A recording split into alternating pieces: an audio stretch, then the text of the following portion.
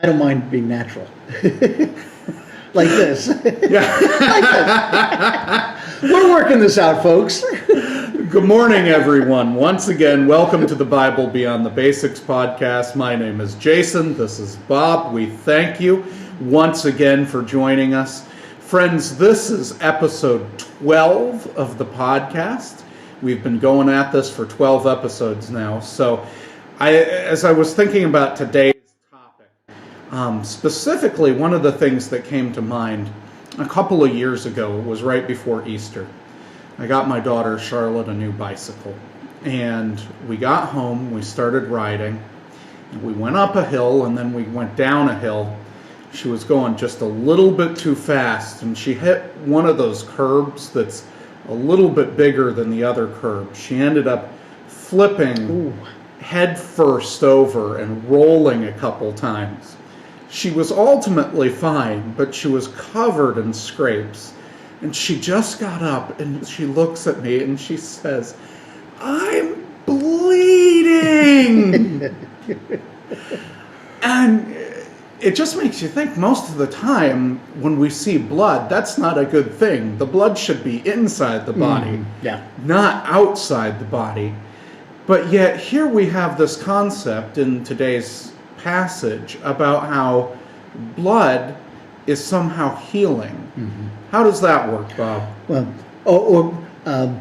The theme with blood, all the times we've had blood. By the way, I do have, yes, you noted, I'm working with a new thing here. What do you call these things? I think it's it's not a watch, it's a stopwatch. Yeah, it's a stopwatch. Well, I broke it out because I got a call from Russ Cotner, and they need coaches for AYSO. Okay. And they're bringing out the Grandpa Brigade.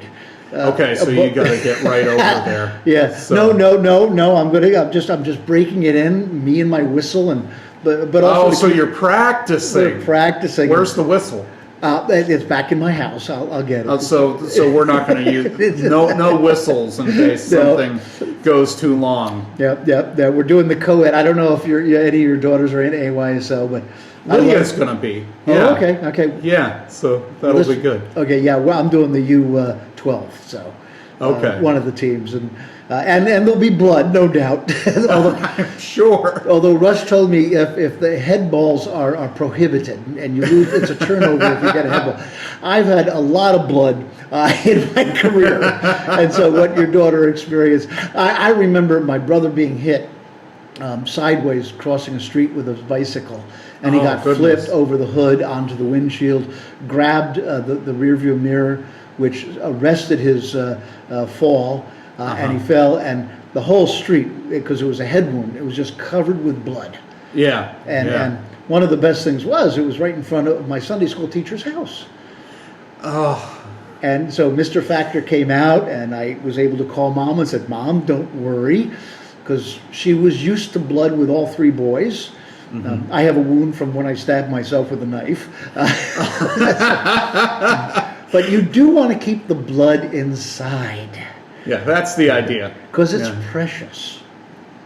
That's kind of the motif here. Is what we're talking about is Exodus 12 and the Passover, and basically the instructions from God following all the other 9 plagues that didn't persuade the Egyptians to release the people to be delivered and get out of here. We don't want you anymore because we're tired of frogs, and we're tired of boils, and we're tired of darkness and red Nile and all the other plagues, the locusts, which, by the way, are all natural circumstances, which might give an indication of the 10th plague, which is the destroying angel. And the idea that the angel is going to pass over Pesach, you got the clock working now. Yeah, Dave's got the clock working. Yeah, okay. So the idea that the paint sacrifice the lamb and paint the lintel of the door, and there's some debate between rabbinical scholars whether it was outside the door or inside. Makes sense it was be outside because the angel is going to pass over, and what a wonderful plague! All the firstborns of all of Egypt are going to die that night. But all the firstborns, it doesn't specify male and female, but most likely just referring to the firstborn males because they were special. Yeah. I have an older brother who's is the firstborn. Because of course plagues follow cultural norms. Exactly, and firstborn of the beast, because they're going to be the primary inheritors of all the good stuff. Mm-hmm. So those of us who are down the line, we only get a little bit. Yeah. So, and we don't inherit anything much worthwhile. So it was but the idea was that the blood would protect and preserve. Mm-hmm. Yeah, well, my wife is a firstborn. She's they're twins, so she came out about 5 minutes later. Yeah. But they occasionally joke about that from time to time. Mm-hmm. But yeah, it raises a lot of things concerning the cultural norms of how all of these possessions get passed on. It also kind of makes you think, as we're thinking about the nation of Israel, they had firstborns at the time, but it didn't seem like in slavery they had many possessions or things like that. That's right. But obviously they did have domiciles. They did have houses. And so this is just the whole Passover theme with the blood, with the firstborn, with the sacrificial, with the destroying angel, which is going to, by the way, appear again in the end of the 2 Samuel. Basically referred to as a pestilence. So is this some sort of pandemic episode that is occurring? Now, if we think all the other ones were very natural, why not this one? But it does tend to be exclusive in taking out the firstborn, or at least that was what was viewed in retrospect. Yeah, it does seem to be exclusive in that way for whatever reason, and I'm sure maybe you have some ideas on why that might have been. Well, the whole concept of the importance of the firstborn. Yeah. And it ties in with all those themes that are so significant with regard to the Bible, with Christ. The importance of the firstborn. We talked about Isaac before. Even though he was, legitimately the firstborn, not illegitimately the firstborn, because Ishmael was. Jesus Christ being the firstborn son of Joseph and Mary, which indicates that there may have been others that followed. Yeah, well, it does mention Jesus having a brother, but yeah. So we're into this concept of redemption, but it's purchased in incredible sacrifice, and it finally persuades Pharaoh to say, "Oh, get them out of here! Their gods are stronger than mine." Even the firstborn in Pharaoh's household dies. Yeah, and the willing of a child's death of any age. I remember one of our church members, and I realized she had I had to be there when her son was going to inform her that he was dying of cancer. He hadn't informed them before. He lived in California. And I was there to be when he called to inform them. It was appropriately informative because he died 2 days later, which did not give them a lot of time to prepare. But in that, I found out that she had a SIDS death when they were very first new, and I discovered whether it was a SIDS death of memory of over 65 years or their son of 62 years dying. It doesn't matter. It's still a child's death, and there's nothing more painful or gut-wrenching or agonizing. So how this works into the whole construct of God's redemption, or is it due punishment of the resistance and stubbornness of the Pharaoh? Yeah. Or is it an interpretation of the event and trying to make sense of what's going on?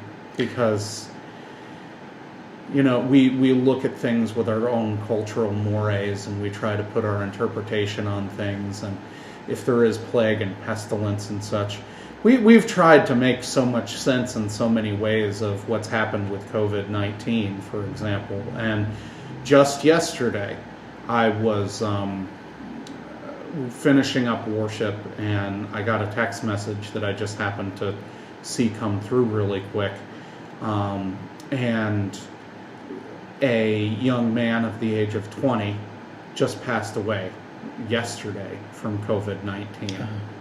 And you ask yourself why, you ask yourself what's going on, and so many people will try to not necessarily place blame sometimes, but they'll look for reasons, they'll look for meaning, sometimes look for meaning deeper than what's just there logically, because they're trying to put everything together, they're trying to do what they can to make sense of the world.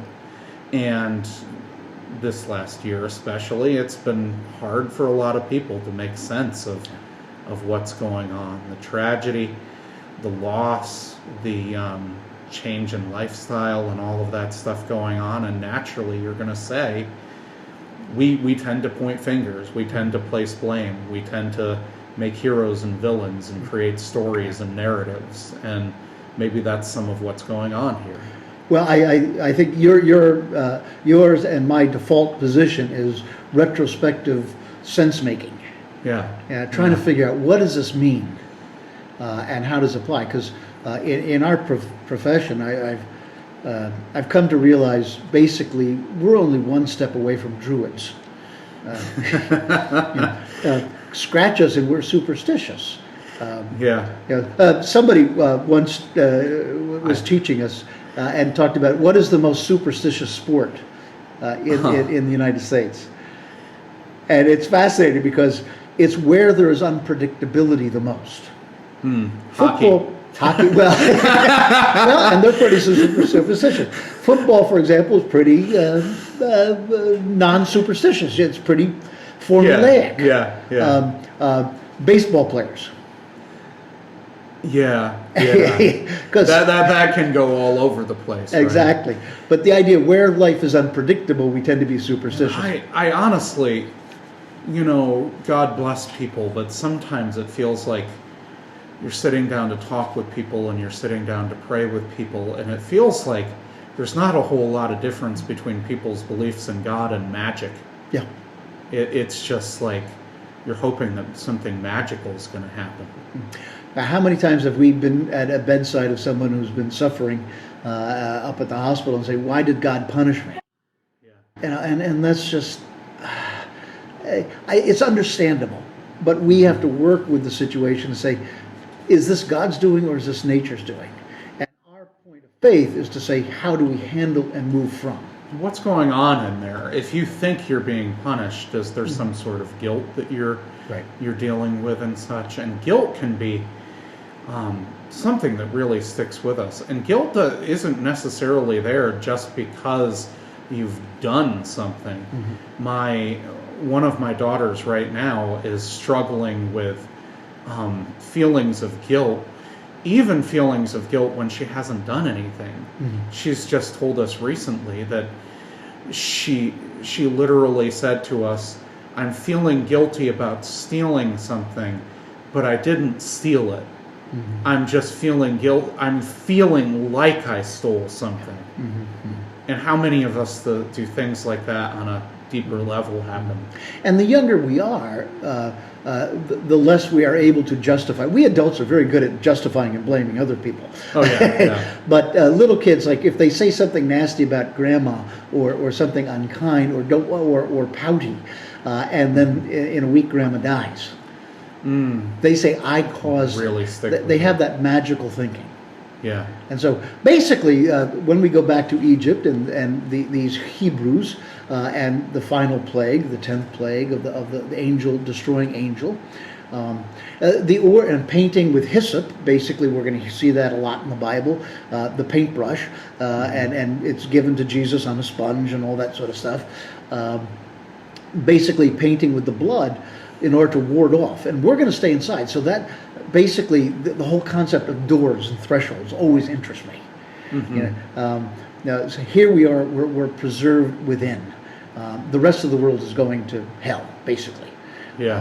But the custom of the bloodletting actually is traced to Bedouin herding practices when you would sacrifice one lamb and paint the post with the blood, so that the evil would be warded off from the rest of the herd. Because there's your livelihood, there's your life. No wise is or giant to go down when you get hungry. And so these warding off the evil out of our control. And so that practice has been translated into the Passover practice of the painting with the doors to ward off the avenging angel. Yeah, and it kind of makes me think about church and doors, and once again, going to the pandemic as what happened last year. We've been outside worshiping over the summers for the last 2 years now. And one of the things we found is that occasionally you'll have people who will join us on the fringes of worship, and they'll get whatever distance that they feel close to. But with the absence of a door, they feel safer to be able to enter that space. Am I in the sacred space, or am I just watching it from a distance? And it's really interesting to see what doors and thresholds will do to people. Also for coming into the door and the threshold with Christians being inside the church, that seems to have a lot of meaning, just being inside of the building. And that's been really, those feelings have really been turned up this last year too. Yeah, well, when you invite someone into your home, it's a very special moment. In the Jewish tradition, from Deuteronomy 6, the mezuzah, basically, with the scroll up there, you touch it and you honor when you enter in and out. From a pastoral perspective, it's one of the things I realized when I was a bit younger, because I realized what my family was going through. And my aunt had her husband killed in a plane crash in Vermont. She remarried an abusive husband. Eventually my uncle rescued them. They moved back to live down with us. My other aunt had a divorce with her kids. They moved across the street. And what we were going through, and the traumas and the difficulties. But I also realized we were a really good and intact and loving family. And all of a sudden I looked around and started looking at doors in my neighborhood. And I discovered later, for example, my father wrestled a shotgun from one of our neighbors because he was about to kill himself because he was dying of cancer. All the things that were going on behind those closed doors has always fascinated me. And the sorrows and the joys and the privacy. So doors are very important when you cross a threshold, like with a bride. It's an extremely important moment. So then we also tie in just as we move towards, it's 16 minutes, I got my little stopwatch here, as we move towards, and the importance of blood and blood sacrifice.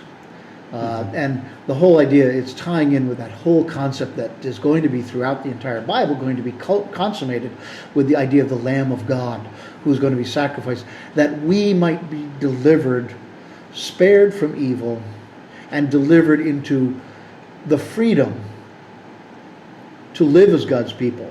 And I remember Karl Barth saying the whole concept of deliverance is not being freed from Egypt so much as it is being freed for the opportunity to live according to the will of God. Not from. You're not freed from for your own devices. You're freed so you can be a responsible, faithful person.